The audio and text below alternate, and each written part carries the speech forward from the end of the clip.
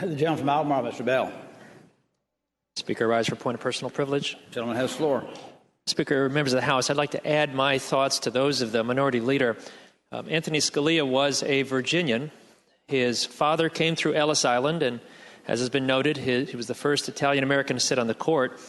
He raised 9 children as Virginians, and when asked about it, he said, "We didn't set out to do it. We were just good Catholics playing Vatican roulette." 9 kids, his words.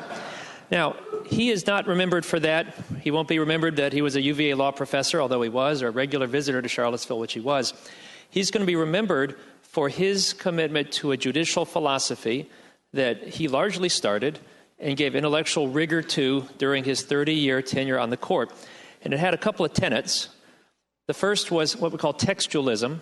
It sounds real simple. It just says the words mean what they mean. And we're going to interpret the words and not look outside the words to figure out what the legislature was trying to do. This is how they interpret contracts. And he said, the words are the words. That's what they voted for. We're not going to look at legislative history. Now, I will tell you, as a member of a legislature, the idea of trying to divine why legislators do things is a terrible endeavor. I mean, I've talked to you all the time, and you all tell me why you're about to vote for something, why you're not going to vote for something. To try to get a collective idea of this body is impossible. But what Scalia said was, make them tell us what to do and we'll do it. And if they're not clear, have them fix it. That was textualism. The second was originalism. His idea was that, of course, we have a Constitution. The Constitution is the supreme law of the land and supersedes any laws the legislatures try to pass. And we should look to what they meant when they passed it. Meaning, what, in fact, did the Constitution mean? And if it's not clear, if it needs to be changed, there's a mechanism for that. There's an amendment process. But it's not a living document. It says what it says, it means what it means, and that's our job as judges.